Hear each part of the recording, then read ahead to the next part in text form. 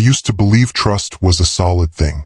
A sturdy bridge built slowly, step by step, over years of loyalty and love. But now I know it's more like glass, clear, beautiful, but fragile. One crack, and it's only a matter of time before it shatters. My story is that of pure betrayal and infidelity. If you wish to learn from it, kindly like this video and subscribe to my channel. My name is David. I'm 38 years old, married for 10 years to a woman I thought I knew inside out. Lydia. She had this grace about her, the kind of poise that made people stop mid-sentence when she entered a room. She was confident, brilliant, and the one person I let past every wall I'd ever built. We met in grad school, me in engineering, her in business administration. Opposites, but it worked. Or so I thought. The Monday she left for her business trip, everything was normal. Or it looked that way. She had been pacing around the living room, talking fast, looking over her phone every few seconds.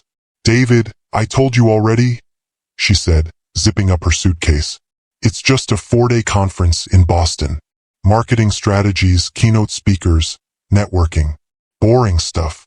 I smiled and kissed her forehead. "You're going to kill it. Try not to fall asleep during the presentations." She laughed lightly. "I'll try." That was it. No red flags. No lingering suspicions. Lydia had been traveling for work before. It was routine. I even offered to drop her off at the airport, but she said her colleague was picking her up since they were flying together. That part stuck with me later. Her colleague. What I didn't know then was that her colleague was a man named Curtis. A sharp-dressed, smooth-talking brand manager who had joined their firm just 6 months earlier.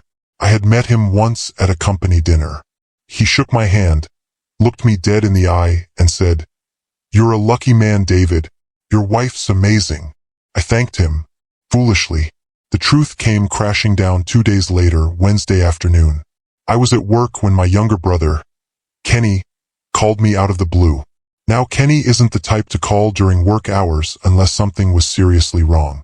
He's a freelance photographer and videographer, always flying across states for gigs, usually weddings, corporate events, or commercials. That week, he had a shoot lined up in Miami, a promotional video for a luxury hotel chain. I remembered him mentioning it in passing. "Yo, Dave," he said as soon as I picked up. "You busy? Just stepped out for lunch. What's up?" There was hesitation on the other end. A pause. My stomach tightened. "You said Lydia was in Boston, right?" My eyebrows knit together. "Yeah. Why?" "I think you need to sit down." I found a bench just outside my office building and sat slowly. "Kenny, what's going on?" "I'm in Miami, South Beach area. Got here yesterday. And man, I swear I saw Lydia today, at the resort where we're filming. At first, I thought maybe I was imagining things, but then I saw her again, with a guy, tall, light-skinned, looks like he could be in one of those stock photos. They were close, bro. I didn't breathe, couldn't. "You sure it was her?" I managed. "Positive. I even took a picture." I didn't want to jump to conclusions, but I thought you needed to know. My heart was thudding against my ribs, louder than anything around me. "Send it." Seconds later, my phone buzzed. I opened the image and the world tilted. It was her. Lydia. My wife. Wearing sunglasses and a sundress I'd never seen before. Her hair was down, lips curled into a smile I hadn't seen in months. And beside her, Curtis, the colleague. His hand on the small of her back as they walked near the poolside cabanas. I stared at the image for what felt like hours. My palms turned cold. My throat tightened. I felt like I'd been punched in the gut by someone I loved. "Dave, you good?" Kenny asked. I swallowed hard. "Yeah, thanks, man. Just send me everything you get. Keep your distance.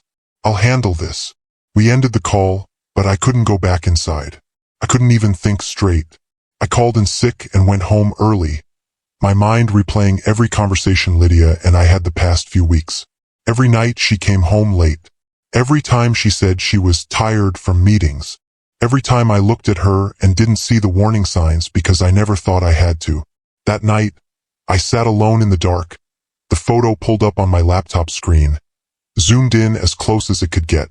She looked happy. relaxed, a woman in love, but not with me. The next morning, I woke up with a pounding headache and a hollow chest. I hadn't slept. How could I? I kept waiting for a message, a call, something from Lydia that might explain it all. Maybe Kenny was wrong.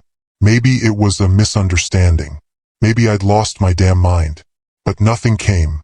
No texts, no updates, just silence. I went to work like a robot, going through the motions while rage simmered just under my skin. Kenny texted me 2 more pictures that day. One was of Lydia and Curtis having breakfast on the terrace of the resort's restaurant. The other was the one that burned itself into my memory forever. Lydia wrapped in a towel, walking out of the hotel's infinity pool. Curtis trailing behind her, shirtless and laughing. They weren't even trying to hide. I forwarded the photos to my email, saved them to my cloud, and just stared at them for hours after work. Then, like a man possessed, I started pulling every receipt, flight detail, calendar invite, and email I could find on her laptop.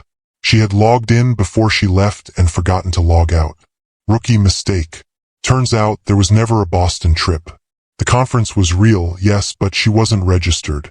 Her ticket was booked to Miami, not Boston, and she hadn't even bothered to use her personal card.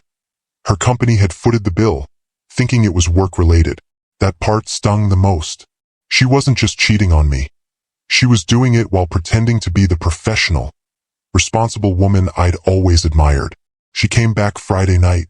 I was sitting in the living room, lights dimmed, TV on mute, the photos printed and arranged neatly on the coffee table like evidence in a trial. When the door opened and she wheeled in her luggage, she looked tired, but not the kind of tired I expected. She blinked when she saw me. "Hey," she said, cautious. "I thought you'd be asleep." "Couldn't sleep," I said softly. "How was Boston?" She set her bag aside, paused, and tilted her head slightly. "It was good. Busy. Lots of workshops. You know how it is." I nodded slowly. "Must have been hard work, especially with all those palm trees and pools." She froze, just for a second. Then she recovered. "What are you talking about?" I picked up one of the photos and handed it to her. Her hand trembled as she took it. Her eyes dropped to the image. Then she looked up, face pale, lips parting but no words coming out. "Who told you?" she whispered. "Does it matter?" She sank onto the couch, shoulders hunched like the weight of it all had finally settled. She didn't cry, didn't scream. She just stared at the photo, like maybe if she looked hard enough, she could disappear into it and escape everything. "It wasn't supposed to happen," she said after a long silence. "Curtis and I, it just started as work, just conversations, then coffee, then Miami," I said coldly. "You looked happy. You smiled like you hadn't smiled around me in months." "It wasn't about that," she said quickly. "David, I wasn't trying to hurt you. Lying to me, flying out with another man, sleeping in his bed. That's not trying to hurt me?" She looked down. "I didn't mean for it to go this far." I stood, pacing, my fists clenched. "You lied to my face. For what? Some adrenaline? Some work fling that makes you feel young again?" "It wasn't about being young. She stopped herself, then tried again. "I felt seen. I felt like someone was actually listening. You've been so distant lately, so buried in your projects. It's like we've just been surviving, not living." I laughed bitterly. "So instead of talking to me, you hopped a flight to Miami and played house with your coworker?" She didn't answer. I stared at her for a long time, the woman I married, the woman I planned to grow old with, and for the first time I didn't recognize her. "I need space," I said. "Pack a bag. Stay at your sister's. I need time to figure out if this marriage is even worth salvaging." Lydia stood, slowly. "David." "No," I snapped. "Go." She packed her things in silence. No tears, no begging, no fights. Just quiet. Maybe she knew she'd crossed a line she couldn't uncross. Maybe she thought I'd forgive her eventually. But as the door closed behind her, the silence that followed didn't feel like a pause. It felt like the end of something sacred. 6 months later. Time has a strange way of dragging and flying at the same time. 6 months felt like a lifetime and a blink. The days after Lydia left were rough.